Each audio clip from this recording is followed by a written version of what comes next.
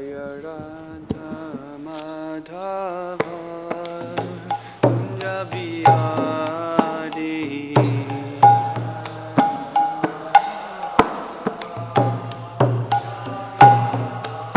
Jaya Radha Madhava Kunja Bihari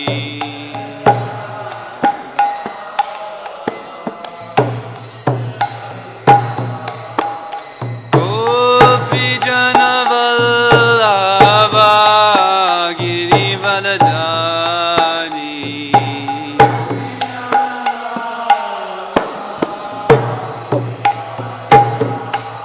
Jaya Gopi Jana Vallabha Girivaladhari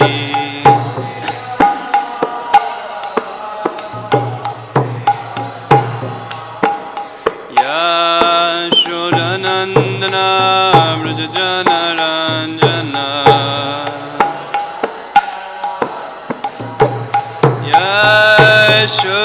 Yashodanandana Vrajajana Ranjana Jamuna Tira Vanachadi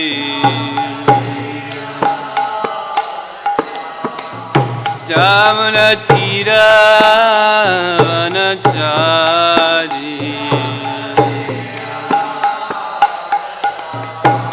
Jaya Radha Madhava Kunja Bihari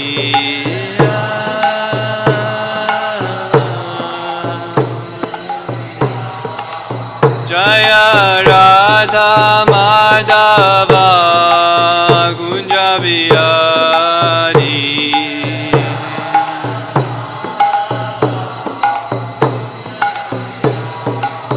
Gopi Jana Vallabha Girivadadari Gopi Jana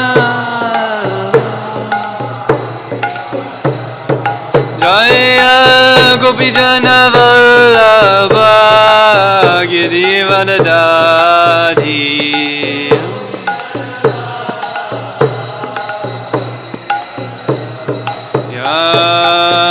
Yashodanandana Vrajajana Ranjana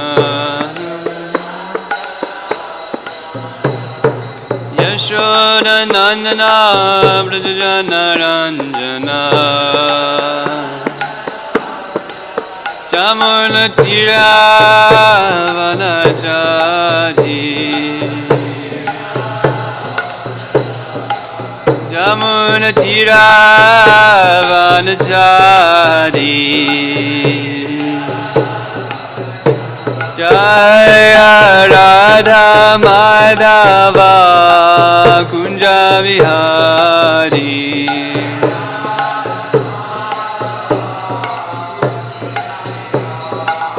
Jaya Radha Madhava Kunja Bihari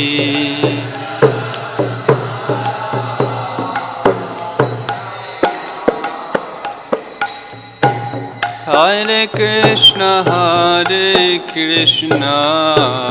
Krishna Krishna Hare Hare Hare Rama Rama Rama Hare Hare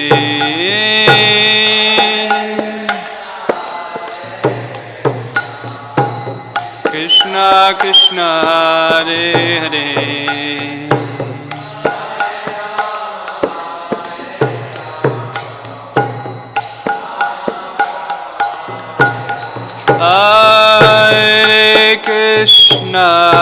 Hare Krishna Krishna Krishna Hare Hare Hare Rama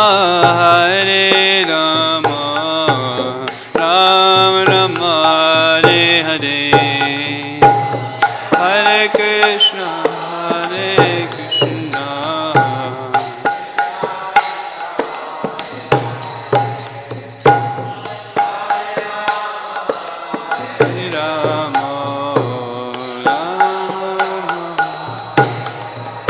Hare Krishna, Hare Krishna, Krishna Krishna, Hare Hare, Hare Rama, Hare Rama, Rama Rama, Hare Hare, Hare Krishna, Hare Krishna, Krishna Hare Hare, Hare Rama.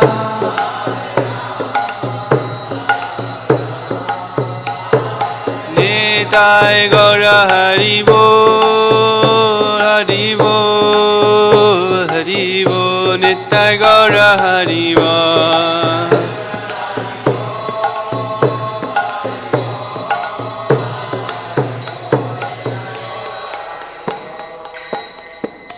Nitai Gaur Premanandi, Shri Prabhupada Ki.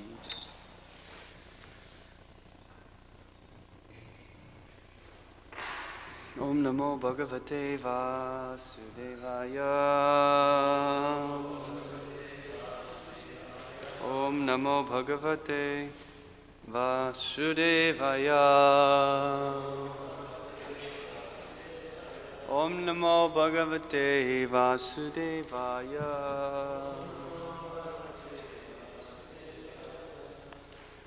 Continue reading Srimad Bhagavatam. We're on 7th Canto, Chapter 8, text, I believe, 25. The verse that's on the board is text 27. We'll be covering through text 32. So I'll read the Sanskrit. Let's see, how should we do this?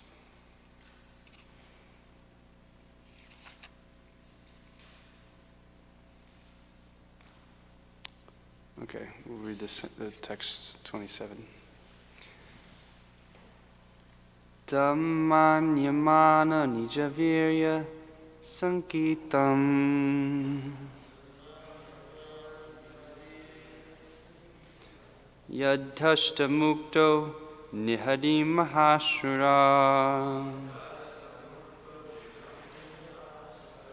punastam a sajata kadgacharmani pragrihya vegena katashramamridhe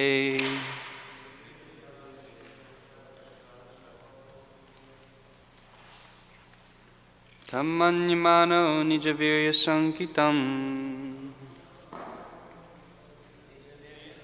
yadhashta mukto nihadim mahashura punastamajasata kadgacharmani pragrihya vegena gatashramo mride. That's not the right meter either.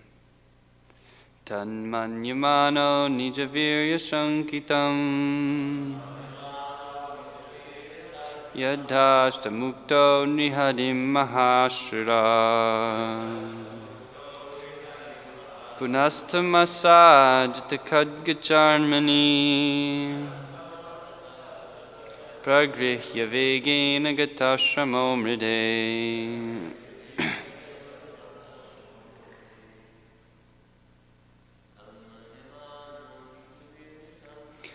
Dhammanyamano nijavirya sankitam yadhashta mukto nihadim mahashura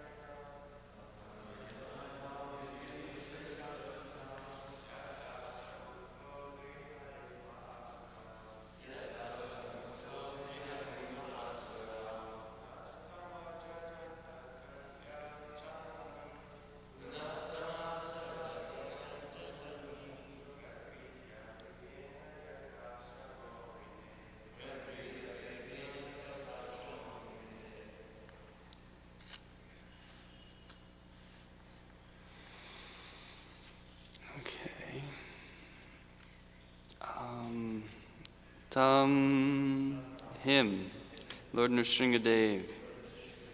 Manyamana, thinking. Nijavirya sankitam, afraid of his prowess. Yet, because. Hashtamukta, freed from the clutches of the Lord. Nriharim, Lord Nrsingadev. Masura, the great demon. Puna, again. Tam, him. Asajata, attacked. Khadgacharmani, his sword and shield. Pragrihya, taking up. Vegena, with great force. Gatashrama, his fatigue having gone. Mridhe, in the battle. I'm going to catch us up here before we go into that text and purport. We left off in text 25. So we'll catch up here to text 27. Text 25, translation. Thereafter, the great demon Hiranyakashipu, who was extremely angry, swiftly attacked Nrsingadev with his club and began to beat him. Lord Nrsingadev, however, captured the great demon along with his club, just as Garuda might capture a great snake. Text 26. O Yudhishthir, O great son of Bharat, when Lord Nrsingadev gave Hiranyakashipu a chance to slip from his hand, just as Garuda sometimes plays with a snake and lets it slip from his mouth, the demigods who had lost their abodes and who were hiding behind the clouds for fear of the demon did not consider that incident very good. Indeed, they were perturbed. Purport. When Hiranyakashipu was in the process of being killed by Lord Nrsingadev, the Lord gave the demon a chance to slip from his clutches. This incident was not very much appreciated by the demigods, for they were greatly afraid of Hiranyakashipu. They knew that if somehow or other Hiranyakashipu escaped from Nrsingadev's hands and saw that the demigods were looking forward to his death with great pleasure, he would take great revenge upon them. Therefore, they were very much afraid. Today's text, 27, translation. When Hiranyakashipu was freed from the hands of Nrsingadev, he falsely thought that the Lord was afraid of his prowess. Therefore, after taking a little rest from the fight, he took up his sword and shield and again attacked the Lord with great force.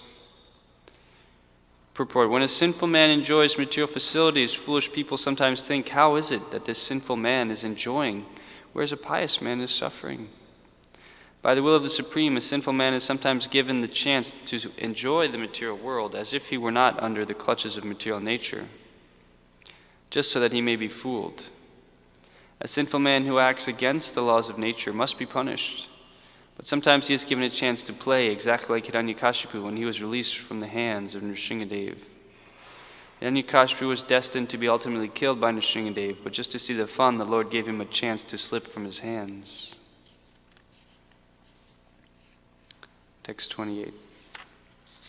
Making a loud, shrill sound of laughter, the Supreme Personality of Godhead, Narayan, who was extremely strong and powerful, captured Hiranyakashipu, who was protecting himself with his sword and shield, leaving no gaps open. With the speed of a hawk, Hiranyakashipu moved sometimes in the sky and sometimes on the earth, his eyes closed because of fear of Nrsingadev's laughter. As a snake captures a mouse, or Garuda captures a very venomous snake, Lord Nrsingadev captured Hiranyakashipu, who could not be pierced even by the thunderbolt of King Indra. As Hiranyakashipu moved his limbs here, there, and all around, very much afflicted at being captured, Lord Nrsingadev placed the demon on his lap, supporting him with his thighs. And in the doorway of the assembly hall, the Lord very easily tore the demon to pieces with the nails of his hand. Purport. Hiranyakashipu had received from Lord Brahma the benediction that he would not die on the land or in the sky. Therefore, to keep the promises of Lord Brahma intact, Nrsingadev placed Hiranyakashipu's body on his lap, which was neither land nor sky. Hiranyakashipu had received the benediction that he would not die either during the day or at night. Therefore, to keep the promise of Brahma, the Lord killed Hiranyakashipu in the evening, which is the end of day and the beginning of night, but is neither day nor night. Hiranyakashipu had taken a benediction from Lord Brahma that he would not die from any weapon or be killed by any person, dead or alive. Therefore, just to keep the word of Lord Brahma, Lord Nrsingadev pierced Hiranyakashipu's body with his nails, which were not weapons and were neither living nor dead. Indeed, the nails can be called dead, but at the same time they can be said to be alive. To keep intact all of Lord Brahma's benedictions, Lord Nrsingadev paradoxically but very easily killed the great demon Hiranyakashipu.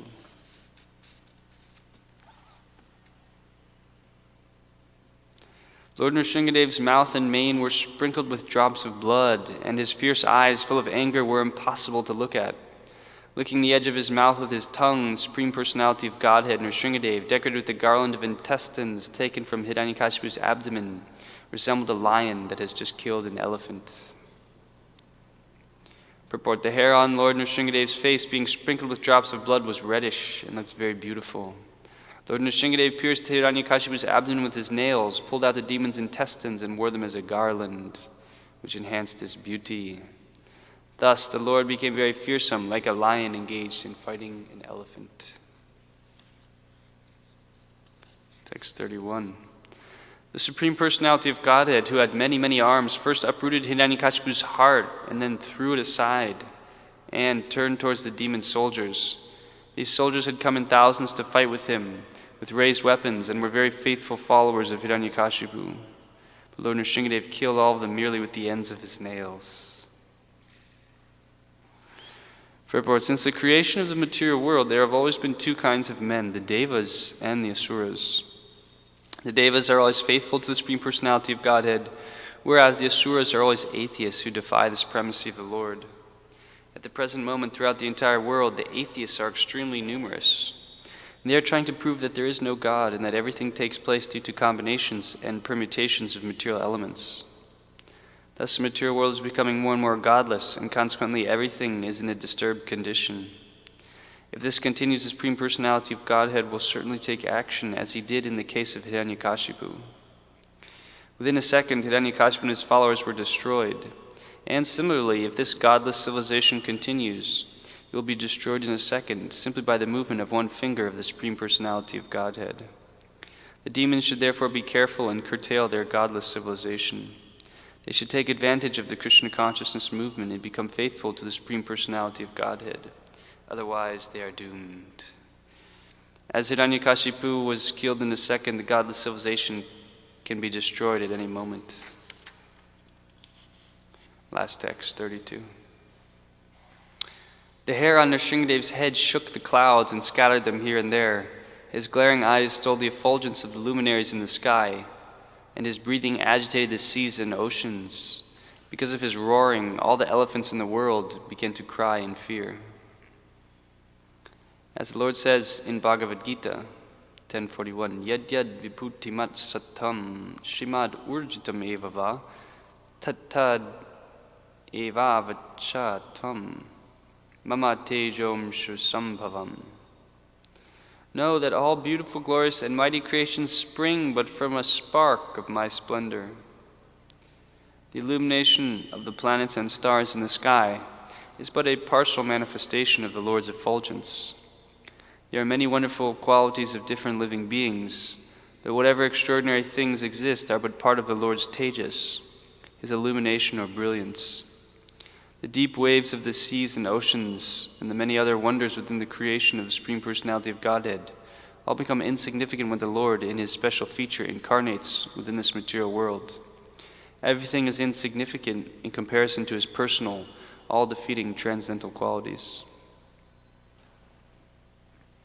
Om Ajnanatimirandasya Jnananjana Salakaya Chakshurumyatatam Yena Tasmai Shri Gurave Namah Shri Chaitanya Manobhishtam Stapitam Yena Bhutale Swayam Rupa Kadamayam Dati Swabhadantikam Anchakul Patrubhishcha Kripasindu Be'eva Chapatitanan Pavanebhyo Vaishnavebhyo Namo Namaha Jaya Shri Krishna Chaitanya Prabhu Nityananda Shri Advaita Gadadhar Shivasadi Gaura Bhakta Vrinda Hare Krishna, Krishna Krishna, Hare Hare, Hare Rama, Rama Rama, Hare Hare.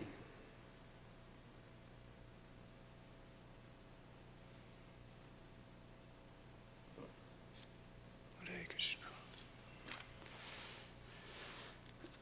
So we are hearing today nice series of verses here. The Lord is protecting his devotee. This is Krishna's nature. One of the most amazing qualities of Krishna, Bhakta Vatsala, that he is the best friend or the protector of his devotees. And he never lets the devotees' efforts go in vain. In this world, we're all actually looking for protection from so many different things. We may be looking for protection from a family member, from a house, different personalities, different seniors and elders in our life. All living entities, we're looking for that protection. We want to feel protected. Why? Because naturally the soul is part and parcel of Krishna. And therefore when he's not feeling connected to Krishna, he's not feeling protected. Therefore fear comes. So the soul needs that protection. If he can't find it from God, he'll look for it in so many different ways. He'll spend his whole life just trying to feel protected. Safe car, home security system, all sorts of life insurance. The real protection comes from the Lord. And Krishna is described as the source of all incarnations. Does anyone know that verse? Ete cham sakala pungsam Krishnastu Bhagavan Sayam Indriyari Vakyamam Mokam Mridayanti Yuge Yuge. I think that's the great verse. Of all, the Srimad Bhagavatam explains that of all these incarnations, plenary portions and expansions of the portions of the Supreme Lord, Krishnastu Bhagavan Sayam. Krishna, he's the original Supreme Personality of God. So all these other incarnations and avatars of the Lord, they're coming actually from Krishna. So in one sense, the devotee sees that it's Krishna in a different form. They're highlighting the glories of Krishna. Krishna is the protector of his devotees. So Nrsingadev, he's also doing that. He's carrying out that function in a particular incarnation. But he's representing that quality of Krishna. So, Lord Nrsingadev, for devotees and devotees in Iskcon, is very merciful and we feel his presence to the degree that we sincerely call out for his protection. This is a nice way of feeling and experiencing the Lord's protection is through Lord Nrsingadev. And in that way we also come to know Krishna more. So there's so many pastimes of Lord Nrsingadev, and it's very heart-touching, and it's very faith-building when you hear some of these pastimes of Lord Nrsingadev and how he protects his devotees in so many various circumstances in life. So we can also pray to Lord Nrsingadev, actually. That's why Prabhupada incorporated this, offering our prayers at the end of each arti to Nrsingadev generally. That is, he saw that devotees, I think that initially he instituted that because the devotees were having some threats and there was some security, some risks to their safety. So he said we should worship Lord Nrsingadev. So then they started doing the Nrsingadev prayer after a lot of the kirtans and artis. I was doing a little research. There's a few different topics, but I stumbled across some really amazing pastimes that I thought I would just share. We'll just do some Nrsingadev Katha. There's also some philosophical aspects here that are quite interesting in regards to Jai and Vijay, which we could also go into.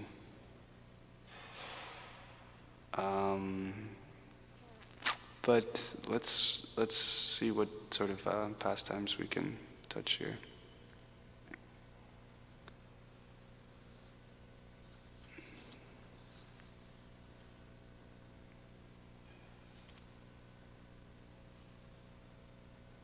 Just kindly give me 1 minute.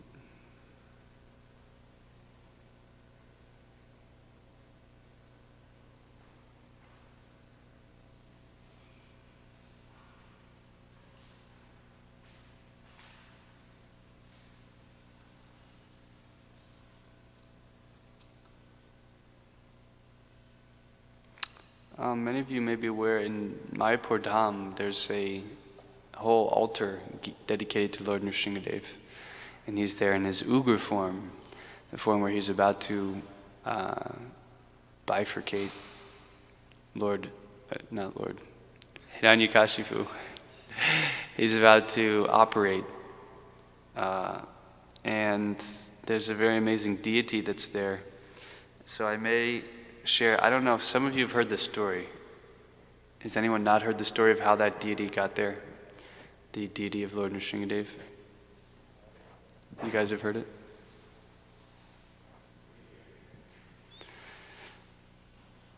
I'll see, I won't read the whole thing, but I'll try to, it's really amazing. Okay. On the 24th of March, 1984 at 12:20 a.m., 35 dacoits armed with weapons and bombs attacked Sri Mayapur Chandrodaya Mandir. They harassed the devotees and treated them with derision. But the greatest shock came when the dacoits decided to steal the deities of Srila Prabhupada and Srimati Radharani. This is funny. In India, the thieves, although they're dacoits, they steal the deities also. They probably worship the deities or give them to someone to worship or something. In the West, they wouldn't steal the deities; they would just cause havoc. They'd be like, but maybe they were devotees in some sense. I don't know. Fiercely, the devotees challenged the attackers. How could they see Srila Prabhupada and Srimati Radharani carried away? Shots were fired. A few dacoits fell, and their plans foiled. Srila Prabhupada was rescued.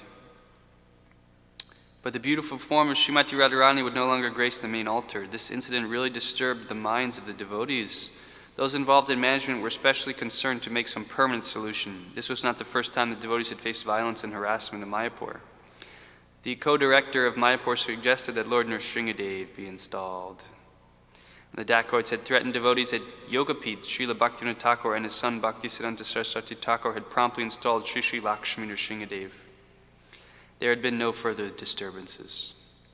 Other devotees in Mayapur were not so keen to follow so closely in these footsteps.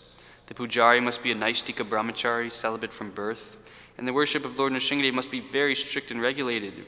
Who would be prepared to worship him? Despite such hesitancy, the co-director was enthusiastic to bring Lord Nrsingadev to Mayapur. He asked Bhaktisiddhanta Das and myself to draw some sketches. This is by Atma Tattva Prabhu. One day, quite spontaneously, he said that the deity's legs should be bent, ready to jump, and he should be looking around ferociously. His fingers should be curled, and flames should be coming from his head. I sketched the deity in this mood. The devotees liked it, and Pankajangari Das agreed to worship him. Radhapad Das, a wealthy devotee from Calcutta, offered to sponsor the sculpting and installing of the deity. It seemed Lord Nrsingadev's appearance in Iskcon, Mayapur would be a simple, straightforward affair. He paid the money, he went to get things organized. He found a very famous Stapati. Stapati not only sculpts deities, he's also expert in temple architecture. The man was very obliging until I mentioned that the deity we wanted to carve was Ugra Nrsinga. That means in this fierce form. He emphatically refused to make such a deity. I approached many deity sculptors, but the answer was always the same, no. I had made a number of trips between Mayapur and South India, 6 months, but Lord Nrsingadev had not yet manifested in deity form. So the devotees were becoming very anxious. Then he pleaded with one and offered, the sculptor was a little more congenial and offered to read me a chapter from the Silapashastra, a Vedic scripture that deals with different forms of the deities. He read some verses aloud describing Lord Nrsingadev, a series of verses describing his flame-like mane, his searching glance, and his knees bent with one foot forward, ready to jump from the pillar. When he read this, I was amazed. This was exactly what we had wanted. I showed him the sketch I had done. He was impressed and offered to draw an outline based on the scriptural description, which we could use as a guide for sculpting the deity. He reminded me, though, that he would not carve the form himself. It took a week to complete the sketch, and it was very impressive. So he showed it to all the devotees. They wanted him to carve it. He went back to this Stapati to ask him to carve it. And he was very anxious. So he'd hardly brought it up again, and the man said he would carve the deity. The story of how he came to this decision is interesting. The Stapati had approached his guru, the Shankaracharya of Kanchipuram, about our request. His guru's immediate reply was, "Don't do it. Your family will be destroyed." But then, after a moment's reflection, he asked, "Who has asked you to carve the deity?" When he heard that it was from the Hare Krishna people from Navadvip, he became very concerned. They want Ugra Nrsimha? Are they aware of the implications of sculpting and installing Ugra Nrsimha? Such deities were carved over 3,000 years ago by very elevated Stapatis. There is a place on the way to Mysore where the very ferocious Ugra Nrsimha is installed. The demon Hiranyakashipu is torn open on his lap, and his intestines are spilling out on the altar. Once the standard of worship there was very high. There was an elephant procession and festival every day, but gradually the worship declined. Today that place is like a ghost town. The whole village is deserted. No one can live there peacefully. Is that what they want for their project? The Stapati replied, "They are insistent. They are constantly coming to talk to me about the deity. Apparently they have some problem with dacoits." His guru looked at the sketch and said, "This is Ugra category. But a deity in this mood is called Stanu Nrsimha. He doesn't exist on this planet. Even the demigods in the heavenly planets don't worship a form like this." Ugra means ferocious, very angry. There are 9 forms within this category. They are all very fierce. The one they want is Stanu Nrsimha, stepping out of the pillar. No, don't carve this deity. It will not be auspicious for you. I will talk with you about this later. A few nights later, the Stapati had a dream. In his dream, the Guru came to him and said, "For them, you can carve Stanu Nrsimha." The next morning, he received a hand-delivered letter from Kanchipuram. The letter was from Shankaracharya and gave some instructions regarding temple renovations. There was a footnote. It read, "For Iskcon, you can carve Stanu Nrsimha." So he replied, "I have my Guru's blessings. I will carve the deity. It would be ready for installation within 6 months." So then he went to South India to collect all the paraphernalia. He looked at me as if I lost my sense, exclaimed, "What deity? I haven't even found suitable stone." But I couldn't believe my ears. "But you told me it would be ready in 6 months," I exclaimed. "I will keep my promise," he said. 6 months after I find the stone, the deity will be ready for installation." I couldn't understand the delay. So they went back and forth a little bit. "Please be patient. I've been searching sincerely for your 6-foot slab."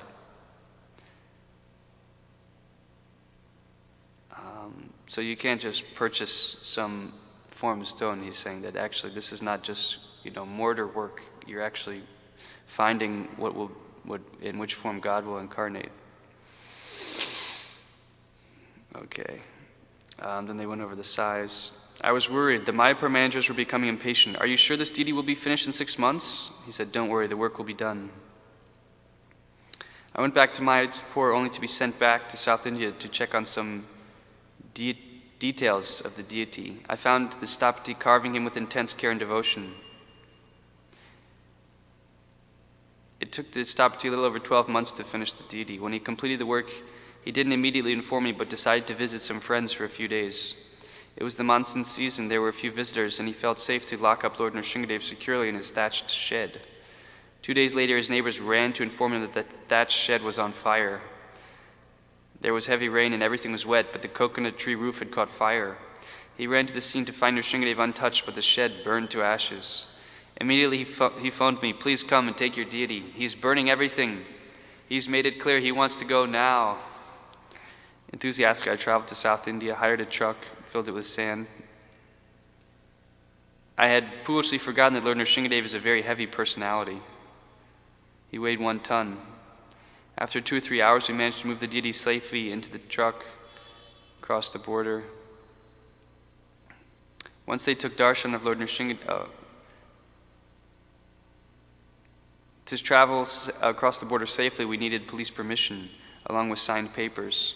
All the officers demanded to see the deity before signing the papers. Once they took darshan of Lord Nrsingadev, they all became very obliging and efficient. We had all the necessary papers in hand within 24 hours, a miracle given the usual quagmire of bureaucracy found in government offices in India.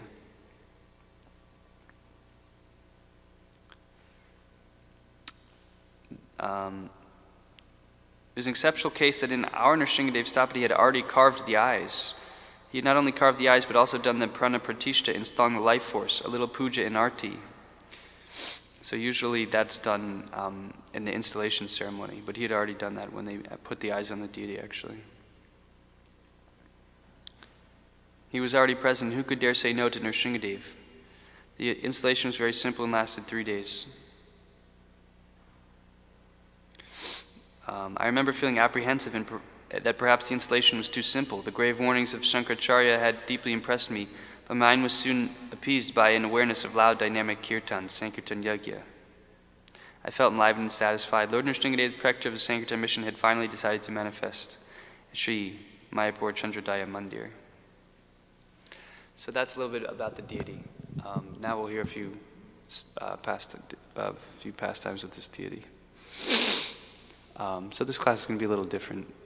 Usually we focus a lot more on the text and some practical points. But this is also very nice. You'll hear periodically classes just of some pastimes.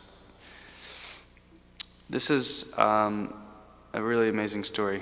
On the 18th March 2008, a congregational member from London called to inform that his wife, Srimati Jayashree, who was suffering from acute uterine cancer, was being flown from London to Frankfurt to be operated upon for the final time. Asked me if devotees in Sri Mayapur could offer prayers to the Lord for his wife. Doctors in London had given up hope and had claimed that she would probably have not more than 3 months, as the cancer spread to most parts of her lower body. The following morning I explained the whole situation to His Grace Pankajangri Prabhu and humbly requested him to offer prayers and perform a puja to Lord Nrsingadev. We were both in the pujari room near the altar of Sri Sri Radha Madhava. I was dressing Sri Chaitanya Mahaprabhu, and at that time of year, Pankajangri Prabhu was making final preparations for the abhishek of Lord Nrsingadev. He asked for the name of the Mataji. I gave it to him on a piece of paper. In Germany, during the same time, a surgery was in progress to save Srimati Jayashree. After she regained her consciousness, she told her husband that she had dreamt of Lord Nrsingadev of Sri Mayapur. Bhakta Prahlad Maharaj was there to tell her the glories of Lord Nrsingadev. She also told her husband that she felt completely like a new person and something evil had left her body. After returning to London, she was taken back to the doctors for a checkup. During the PET scan, the radiologists were shocked to discover there was no sign of cancer at all in her body. They called up the hospital in Germany to confirm the medical details of the patient. The German surgeons who had operated on her could not believe what they had heard from the radiologists in London. They were shocked that there was no sign of cancer at all. The German Research Medical Unit is currently studying the entire case deeply. Little do these doctors know about Lord Nrsingadev, who protects his devotees. When he and his good wife, Srimati Jayashree, came back to Sri Mayapur to understand what had really happened, Srimati Jayashree just cried and cried in front of Lord Nrsingadev. His Grace Jananivas Prabhu blessed the couple and summed up the whole transcendental episode with these wonderful words. Lord Nrsingadev performs operations with his transcendental nails, and the devotees just feel blissful. So now she is a very devoted Nrsingadev Bhakta. There's a few more here. And another thing is that Lord Nrsingadev, he's the remover of obstacles actually on the path of devotion. It's said in Nectar of Devotion one should worship the form of Ganapati, or that's actually Ganesh, with the remover of obstacles. The devotees worshiping him by worshiping Lord Nrsingadev because he gets his power, in Brahma Samhita describes that Ganesh, he gets his power only by the mercy of Lord Nrsingadev because he worships Lord Nrsingadev. So Lord Nrsingadev is actually the remover of obstacles, both material and spiritual. And one can pray to him like that. There's so many amazing prayers that you can offer to Lord Nrsingadev for protection, for removing material desires, spiritual or material. He removes obstacles on our path of pure devotional service. Okay, here's one more. Recently, we'd gone through a nightmare, which I'd like to share with you all as it is still fresh in my memory. On May 29, 2011, my wife, who was 7 months pregnant, was hospitalized. At 2 a.m., she had severe bleeding, and I had to drive her to the hospital, which was 60 miles away in a neighboring country. Imagine driving someone for 1.5 hours, that at any point this person could bleed to death. But my wife insisted she should be dropped at this private hospital and not any other hospital. For sure, Paramama guided her to the best direction. Our beloved spiritual master says Krishna works in miraculous ways. My wife told me later she was convinced she was going to die, and she accepted this fact also. As one of the Western astrologer had told her some time back, it's possible she would die during the operation. While driving as well in the hospital until the moment of operation, my wife constantly offered prayers to Lord Nrsingadev. When we reached the hospital, the doctor examined the baby and noticed the heartbeat had almost stopped, and immediately asked for preparation for surgical intervention. Somehow, again, by Krishna's mercy, I was watching the heartbeat in the monitor. I noticed the beat was coming back in a very sober state. I told the doctor, please wait, don't take them to surgery. I saw the heartbeat was coming back. I don't know how this is possible. Interesting, the doctor listened to my advice. He said, okay, we'll wait, but monitor her heart for 24 hours. And it so happened that these 24 hours were like Lord's blessing time to prepare the baby for premature delivery. Next day at 4 a.m., the bleeding started profusely again. The baby's heart began to become unstable. This time, the wife told my doctor, it's time to take me to the surgery room. She called me and said, I'm going to be operated. I remember driving to the hospital at 4 a.m., and I prayed so intensely to the Lord like never before in my life. After the operation, my wife told me something amazing. She told me that just before they gave her the sleeping shot at the operation table, she also prayed very sincerely and intensely to Lord Nrsingadev. She told me at that time I fully concentrated my mind on the prayers, so much so that I forgot everything, my home, my 3-year-old daughter, baby, you. I saw death coming, and I just concentrated my thought on the Lord. When I fell asleep, I noticed that I left my body, and I saw a brightest light I have never seen in my life. Out of that light, Lord Nrsingadev appeared. Pointing at my dead body full of blood, he told me, do you see what has remained from your material life? I looked at my dead body and understood what the Lord was saying. I told my Lord, I am ready to die, and you do as you like, but please accept my request. I feel I am not pure enough, and I have left my young daughter, aged 3, at home. After a few months of silence, Lord Nrsingadev, with the most blissful smile, told me, I will give you a second chance, and disappeared together with this great radiance. My wife, 39, is a Muslim by birth, and we live in Kosovo, Yugoslavia. She chants her rounds. So he's describing how she came in contact with devotees. By inconceivable mercy of Srila Gurudev, Srila Prabhupada, and Lord Nrsingadev, she was able to get a second chance, and both she and our second baby, Yogamaya, were able to survive. The next day, the whole medical staff came to see her in disbelief. Many senior doctors were surprised to see them alive and told her 99% of the patients die in your condition. But they did not know that Lord Nrsingadev wanted them to live. Please remember there is no difference between the Lord and His holy names. They are indeed the same identity.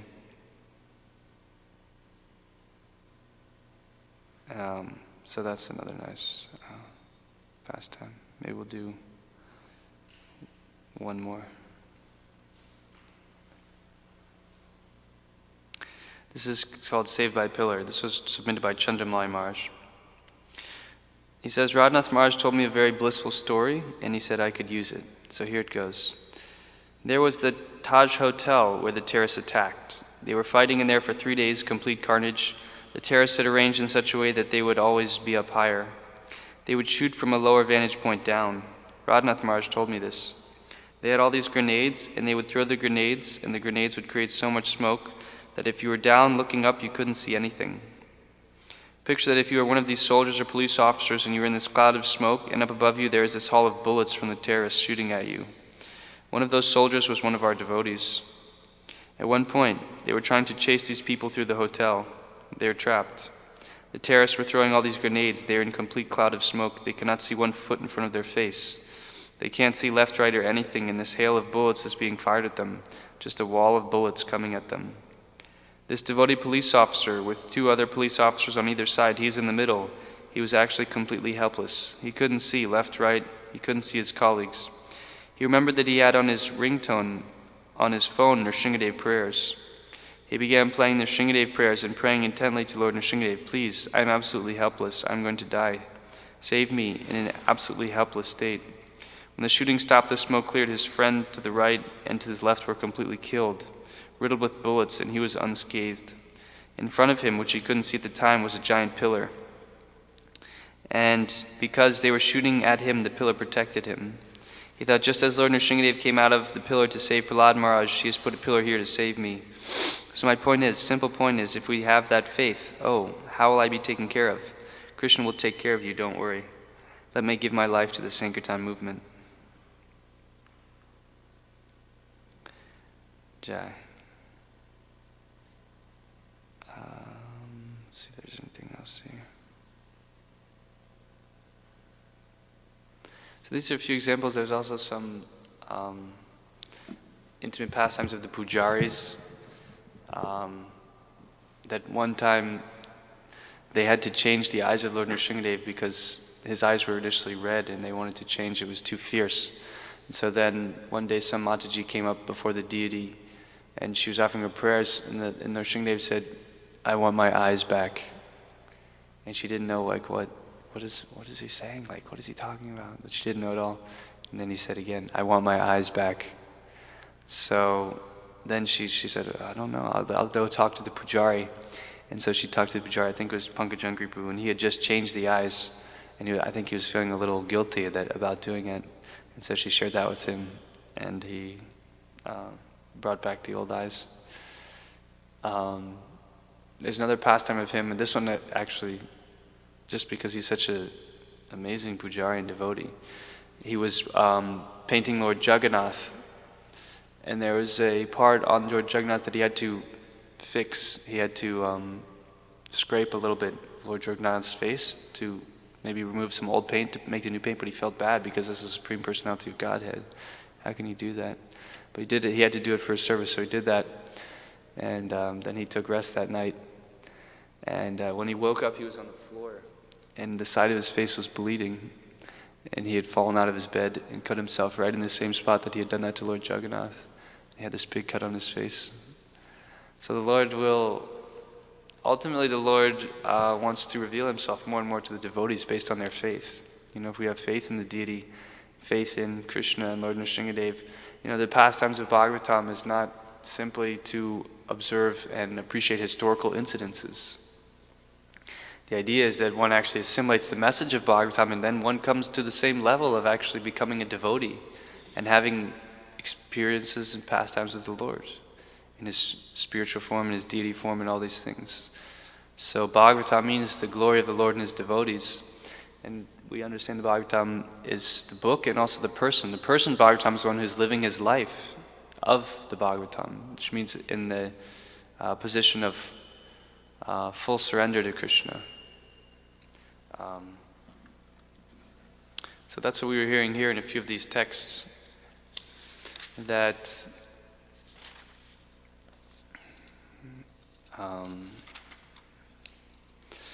Lord Nrsingadev appeared to fulfill the benediction of Lord Brahma and also to protect Prahlad Maharaj. But how did he do it? It was practically impossible, right? To appear not either during day or night, not by a weapon, and not by a person, not by anything dead or alive.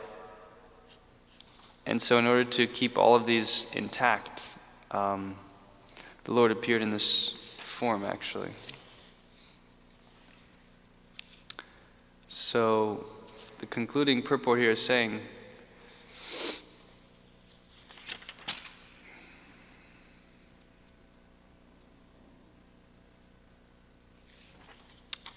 how this is a manifestation of the amazing opulence of the Lord. But Krishna can do anything. A lot of times we limit ourselves in Krishna consciousness. We think something is beyond hope. or it's beyond our power of control. This is the natural influence of the mind to try to limit us based on material conceptions. But Krishna can do anything. Who else could imagine? Lord Hiranyakashipu, the demigods are all cowering in fear. You know, Hiranyakashipu's gotten this benediction. They're scared during this battle. They're worried that, you know, if Hiranyakashipu slips out of the Lord's hands, that he doesn't want Hiranyakashipu to see them in fear, because then he could react and destroy them. But at all times, the Lord is such inconceivable, and He can do the impossible in our spiritual life and in life in general. We just heard all these amazing pastimes of the Lord. So the idea is, if we have faith, if we actually have faith in Krishna, that Krishna is real, and He is personally involved in our life on the most intimate degrees, and the more we actually take shelter of Krishna, that's the idea, is by manifesting Himself in this form, He shows that those who take shelter of Him, He reveals Himself, He reciprocates accordingly. So this is encouraging everyone, all living entities in these pastimes of Bhagavatam, to simply take shelter of the Lord. And this is describing how whatever glories that we see in this particular world, whatever amazing things, these are simply manifestations of the Lord's power, His illumination or brilliance. Everything is insignificant in comparison to His personal, all-defeating, transcendental qualities. And as we mentioned earlier, this is ultimately a display of Krishna's qualities. Krishna does this over and over in His pastimes, where He does the impossible, or He protects His devotees in so many ways, right? In the Bhoma Lila, all these demons are coming again and again. Krishna He endears Himself to the devotees by protecting them, by becoming their shelter. So in so many different forms we can worship the Lord, and ultimately strive to adopt the principle that the Lord is requesting in His final instruction of Bhagavad Gita, which is Sarva Dharma Parijagya Mamekam Sharanam Vraja Aham Tvam Sarva Papebhyo Mokshai Shamima Sucha. Just surrender unto me. And all these irrelevant material fears and considerations, Krishna says, I'll protect you. Do not fear. Do not worry. So the devotee doesn't have to worry. He doesn't have to be fearful of anything. If he surrenders to Krishna, you surrender to God. Who's going to take better care of you? There's no one else. Anyone who takes care of someone is doing so only by the Lord's power. So we shouldn't limit ourselves by the material considerations, and have faith in Krishna and His protection. And Lord Nrsingadev is a most merciful form that we should all strive to develop a deep relationship with. Jai. Hare Krishna, thank you very much. That's all I have for today. Yeah. Share something.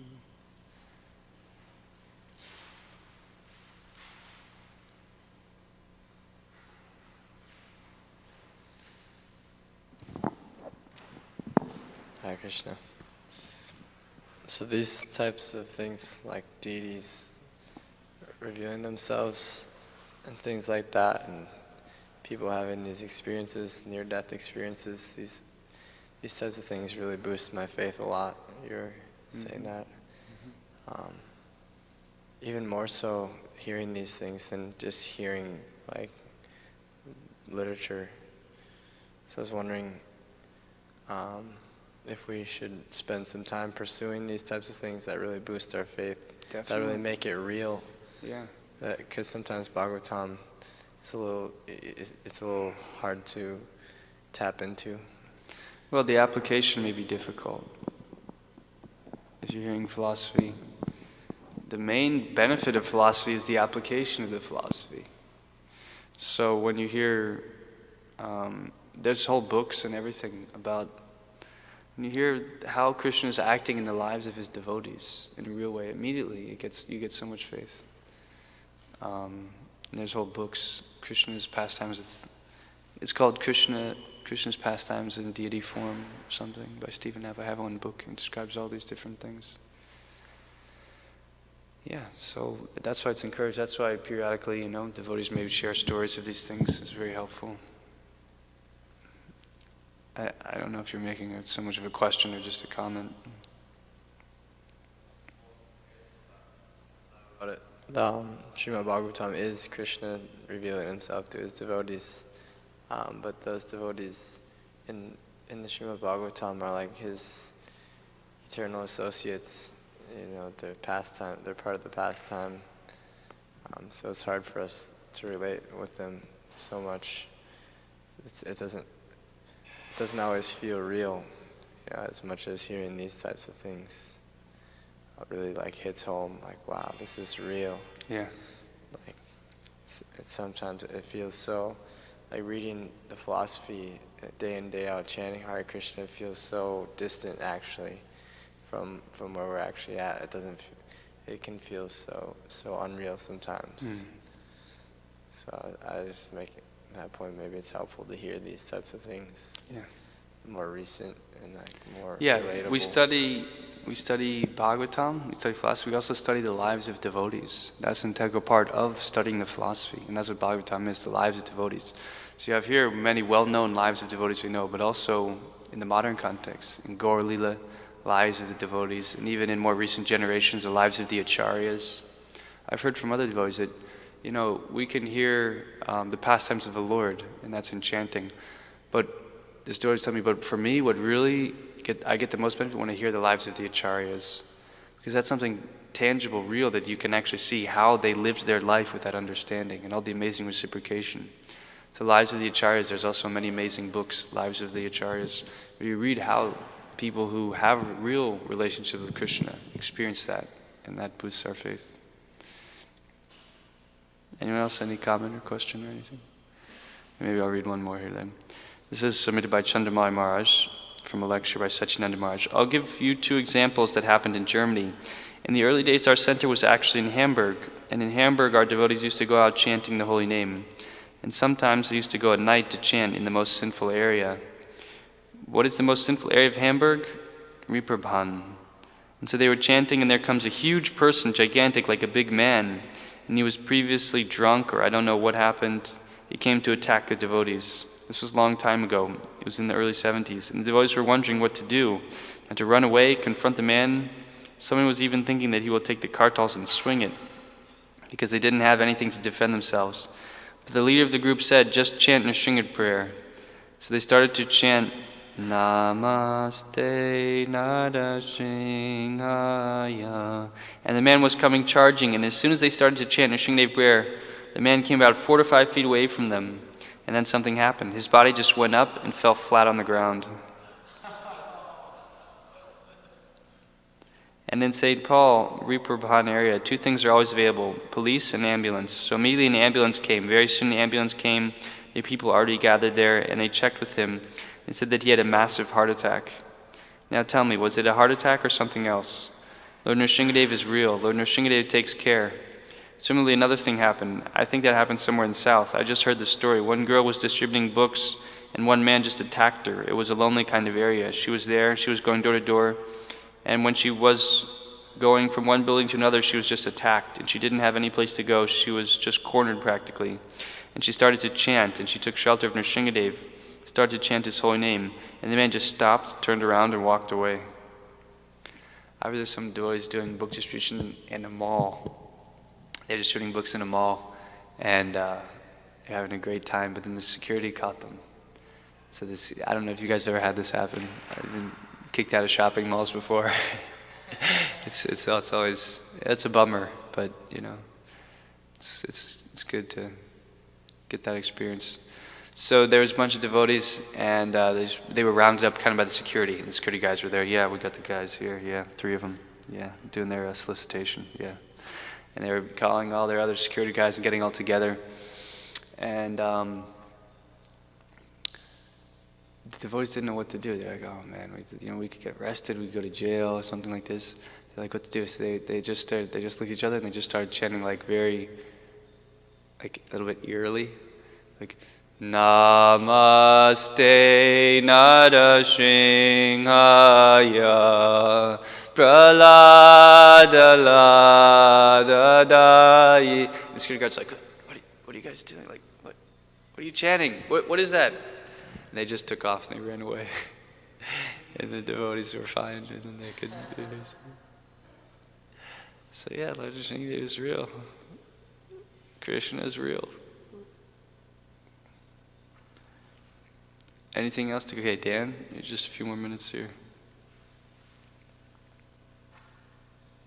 I just have a quick comment. I know sometimes we tend to freak out at the slightest little complication in our devotional plans, and so these stories kind of help me, inspire me, and I realize that a lot of times these problems that come about are like basically ways to somehow bring us closer to Krishna. We can even say that we should be looking at them as like just part of our lila with Krishna, Exactly, yeah. So if we're Prabhupada honestly mentioned in the purposes of Iskcon, he says one of the purposes is to establish temples as places of pastime for the Supreme Personality of Godhead. Wow. So real pastimes happen with devotees. I mean, sorry, go ahead. Oh yeah, but I guess I was just going to add that. Let's see if I can remember. Basically, if we're really like sincere about our service, just should try to always control our mind and kind of think of what is pleasing to Krishna in any situation, and just kind of. I guess that's the only other comment I had to add. Yeah, you said sometimes we get kind of worked up or we get a little too mental. So hearing the tangibility, it's not that we have to become pure devotees. It's not that we have to become the next Bhagavad Acarya, like a real Acharya. Basically, you just have to become steady in your devotional service, that's all. You don't have to become the next Uttama Bhagavat, next guru, next huge sannyasi, deliver the whole Rogers Park. No, you just have to become steady in your devotional life. You have to chant good rounds, do your service nicely, be satisfied, take some risks, do some preaching work, chant, and just be blissful, and just have faith in Krishna. And we just live our life that way, execute our life in Krishna consciousness. That's all we have to do. So more story. I'll give you a story also if you like these stories. There's one story from Vrindavan. I was telling a few devotees, okay, Vrindavan, that's the place where Krishna reciprocates with his devotees in a real, tangible way. So this is a story that you'll hear in, what's this place called? Terkadamba. This is where Rupa Goswami used to do his bhajan. It's his bhajan kutir. He used to chant his rounds, and when he was chanting the rounds, if he was feeling the happiness of Radha and Krishna's meeting, these kadamba trees, they would all start blossom and flowers would come just by his happiness. And when he would be in intense moods of separation, the leaves would all fall from these trees. So that's where he was doing his bhajan. You can go to the same place. And there's a great Babaji who recently passed away there. And he was very devotedly serving Krishna Balaram for many, many years, decades, his whole life. There's beautiful Krishna Balaram deities here. And this nice Babaji, Brajbasi, he was worshiping them very intensely with his whole heart, always seeking their mercy. And after he was starting to age more and getting older, and he was thinking, I've done so much bhajan in my life, I've done so much worship, and I hardly feel like I'm getting any reciprocation from Krishna. I hardly get Krishna's mercy. I don't get Krishna's mercy at all. In fact, you know what? I'm going to Barshana. That's where Radharani's place is. I'm going to go and worship Radharani because she's more merciful. I've been worshiping Krishna my whole life. I'm not feeling reciprocation, so I'm going to go worship Radharani. So he started walking towards Varshana. He's walking along the path. And later on, some devotees came and they found this Babaji Maharaj on the side of the path. He was on the ground. This was only maybe 50, 100 years ago, maybe something like that. Recent times. He was on the path and his body was shaking a little bit. He was convulsing like this. And his eyes were like just in a wide, like in a different place. And they said, Babaji, what happened? Why are you, what's going on? And he could hardly move. He just said, I was walking along this path because I told Krishna Balaram I didn't want to worship them anymore. I'm going to worship Radharani. And as he was walking, he said, Krishna came. And Krishna said, Krishna and Balaram came. And they said, hey, Baba, why are you going to Varshana? We're right here. we've always been hearing your prayers and everything. We're right here. So he went into this ecstatic trance. Tears were flowing from his eyes. He saw Krishna and Balaram on the path to Varshana. And then he gave up his body and left. So yeah, that in Vrindavan those things happen. Krishna's there. Krishna's there in the deity form. Sometimes I heard this nice story that Bhakti Anuga Janardhan Maharaj, he's a sannyasi, he does a lot of service there. And he told this devotee one time, just in a very particular way, he said, you know, Krishna and Balaram, they're doing a really good job of pretending to be deities. And just the way he said it, like he said it with some realization. So that's the reality. Yeah. There's a pastime here, you'll have to ask Radharaman. I asked the pujaris one time, I was like, Prabhu, you guys are always worshiping Kishore, Kishore, you're so nice. Like, please tell me some pastimes. What's some reciprocations with the deity? I didn't get too many, but I got one from Radharaman. You can ask him. It's pretty amazing. Jai. So, just last thing is that there's this really nice short clip video of Lord Nrsingadev that I wanted to show you guys after the class. I'll just pull it up on there if you guys want to stick around. It's only 5 minutes. Really nice video of Nrsingadev. Srimad Bhagavatam ki jai, Srila Prabhupada ki jai, Nitai Gaur Premanand.